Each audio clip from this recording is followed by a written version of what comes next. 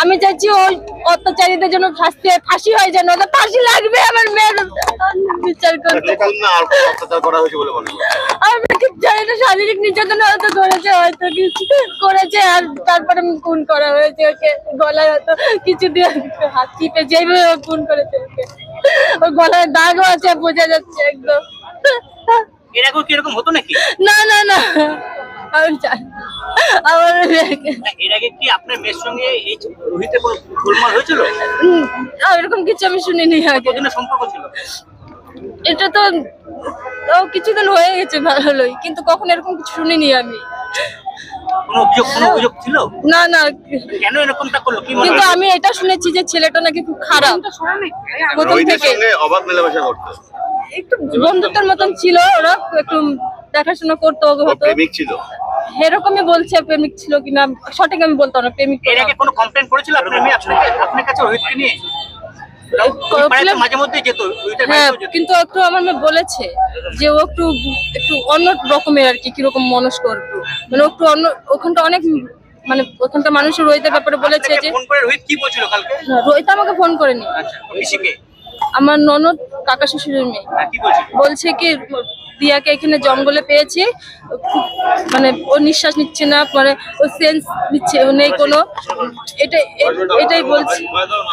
কি চান এখন আপনারা? আমি চাই ওদের ফাঁসি হোক।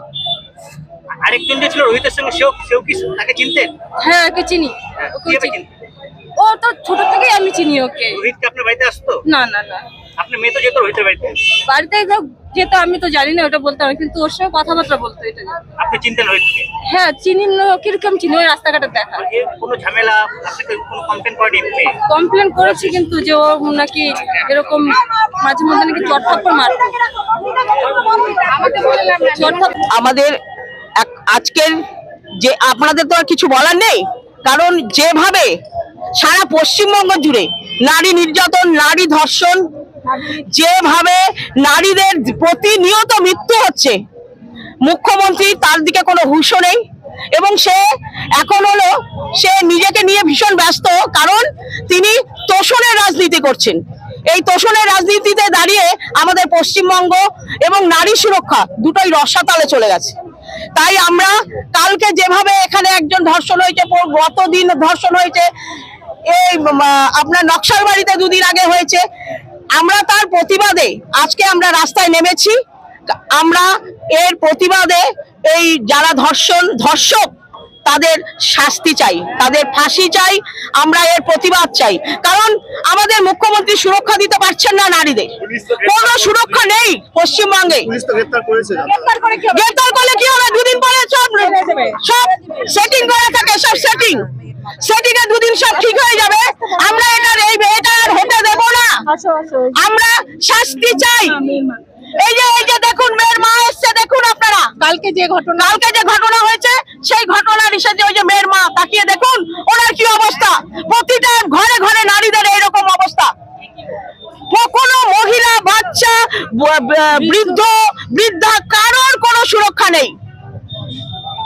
এই নাবালিকাকে ধর্ষণ করে পুলিশ আমাদের, এটা হলো চোখের একটা ধাঁধা, যে ধরে নিয়ে গেছেন, কিছুদিন পরে দেখবেন এর কোনো সুরাহা হচ্ছে না।